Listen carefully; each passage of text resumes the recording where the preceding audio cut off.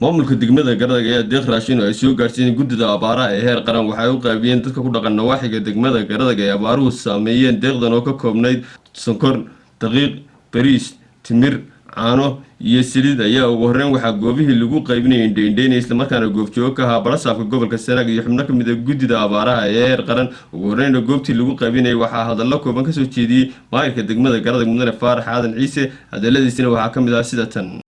raashinkii la soo gaarsiiyay degmada Garadag ee ay soo gaarsiiyeen guddiga abaaraha ee heer qaran raashinkaas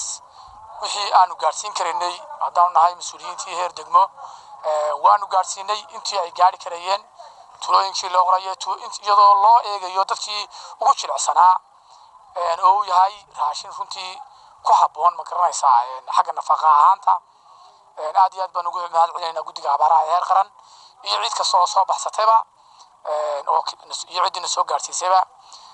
runtii waxa weeye waa marka la eego baahida taala deegaanka aad buu ugu yar yahay aad baan uga mahad celinaynaa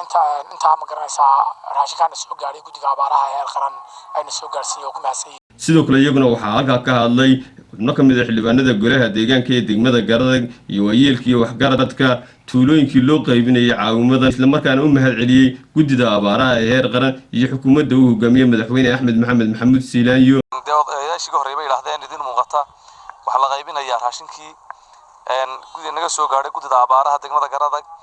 aad iyo aad baan ugu mahad celinaynaa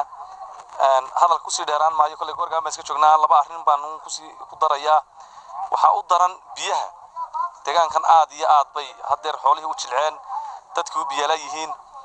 aad iyo aad haddaad dhex marto maalin dhowdan kormeer u baxnay waanu soo yaabnay runtii waxaan baa qandirayaa waxa weeye ilaahay horta abaarta naga sareeyaan baryeynaa laakiin waxaan u sheegaynaa bulshada Somaliland in arrinta aad iyo aad looga qayb qaato muuqata halkan galabta waxaan ku qaybinaynaa raashinkaas oo ay soo gaarsiiyeen guddida abaaraha ee heer qaran ee Soomaaliland raashinkaas wuxuu ka kooban yahay sonkor, bariis, daqiiq, caano, saliid iyo timir sidii loogu talagalay ayaan u fulinay dhammaan tuulooyinka waxaan ma garanaysaa la geen karay waa la geeyay walina farimo wadna oo way jirtaa baahiyaad aad u badan meeshii uu ka soo baxay dadkii bixiyay waxaan leenahay ilaahay wax inta ka fiican idinku bedelo khayr idinku bedelo abaaraha ee deeqdan raashinka ee u badan quutal daruurigii dadku uu qoodan jiray oo isugu jira bur, saliid, bariis, caano, timir iyo wixii la mid ah run ahaantii ilaahay baa dadka deeqdiisa gaarsiiya naxariista ilaahay baan dadka wada gaarin wali baahida halkii bay taallaa waxaanu aad iyo aad ugu baaqaynaa xukuumadda Somaliland iyo hay'adaha wadaniga iyo kuwa caalamiga iyo istimaaca wadaniyatul carabiyatul islaamiya in baahida wali halkii taagan tahay waxa ugu daran degmadan iyo deegaankeeda waxa weeyaan dhinaca biyaha anagoo ah odayada madaqadan Faraguul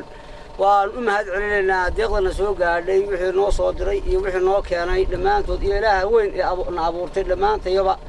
waan u mahad celinaynaa alxamdulillah waan u mahad celinaynaa ilaahay noo soo kordhiyo naxariistana ilaahay noogu deeqo naxariistiisa badan isaga gamco weyne deeqdan raashinka ayaa dhammaanba waxaa la gaarsiiyay tuulooyinka hoostaga degmada Garadag ee abaaruhu ka jireen waa madax sare muqbaahiyaha qaranka Jamhuuriyadda Somaliland Garadag